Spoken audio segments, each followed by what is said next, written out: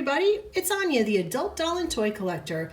Welcome back to the Small Plastic World. Today we are unboxing a doll in Mattel's Inspiring Women series, Ida B. Wells. This doll is in the Barbie Signature line, and I recently got her at Burlington for $12.99, which I thought was a steal. Here is the back of the box. It's got this great quote, "The way to right wrongs is to turn the light of truth upon them." Love that. And it's got some information about Ida B. Wells. I won't read it, but you can pause the video if you'd like to read it. I really went through it asking myself if I really wanted to take this doll out of the box or not. I really just like how they've presented her with the background. It looks really nice with the doll. And to be honest, I actually even filmed a version of this video where I didn't take her out of the box, but ultimately I can't leave her in the box either. So today we are going to unbox this doll and I'll be right back. Before I fully remove her, I wanted to show you why I was a little reluctant. I just think the background is really nice. I believe it's supposed to look like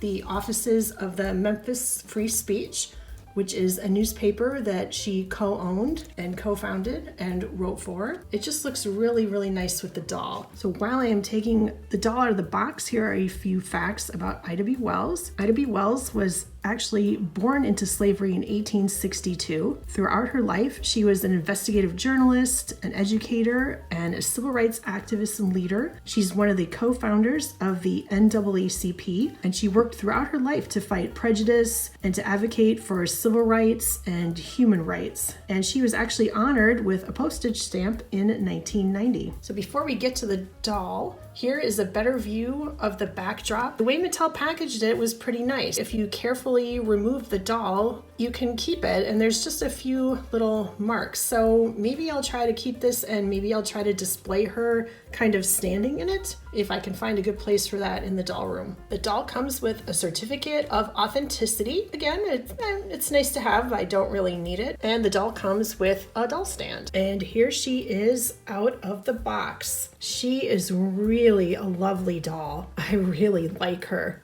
And I'm really glad I took her out of the box because I don't think you can really appreciate all the details on this doll while she's in the box. The doll has painted brown eyes and a nice natural looking lip color. She has painted edges and her hair is pulled up into an updo. The doll does not have pierced ears. In the box, I thought she was wearing a one-piece dress, but it turns out she's actually wearing two pieces. So she has this long-sleeved shirt, I guess. Is this a shirtwaist? Is that what this is called? Comment down below if you know. It's got a high neck finished with lace. There's a slight puff to the sleeve, which is very of the time. And then there's a darker lace going down the front, and the same dark lace is at either cuff. And there's also lace on the bottom of the shirt. And here's a slightly better look. The shirt got a little must in the back just from being in the box, as you can see here and here, but I'll just try to fix that one now that she's out. And it opens and closes with Velcro. And she's also wearing this floor length skirt. It's made of the same material as the shirt, and it's got lace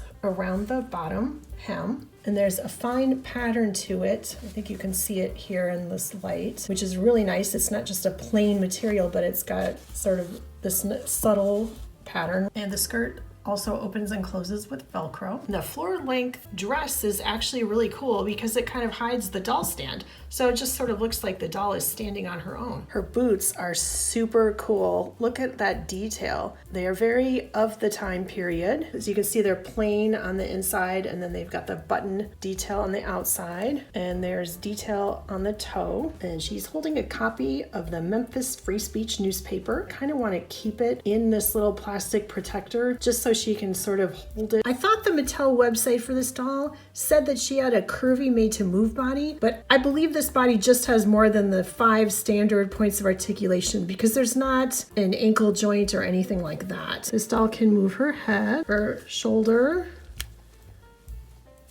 and her elbow and her wrist. There does not appear to be an under bust joint or a twist waist. She can bend at the hip to sit, and her knees bend, but they have some protective cardboard on them at the moment, so I think I'll just leave that for now. And there is no ankle joint. And here is the doll unboxed. But standing on her stand in front of the backdrop, I unfolded the bottom of the box and you can place the stand on top of it so it keeps the doll standing upright and it also keeps this backdrop standing upright.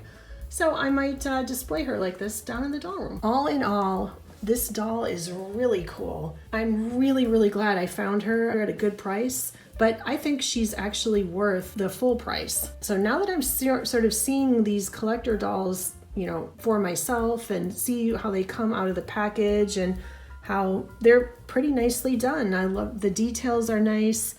I'm really impressed. So I think Mattel did a beautiful job on this beautiful doll and I'm really happy to have her in my collection. So do you have this doll or do you have some of the other Mattel inspiring women dolls? Comment down below and let me know. Thank you so much for joining me and giving me the courage to unbox this beautiful Ida B. Wells doll. If you like this video, please give it a thumbs up. Subscribe to my channel if you haven't already done so. And if you have, thank you very much. Thank you so much for watching and I'll see you next time. Bye.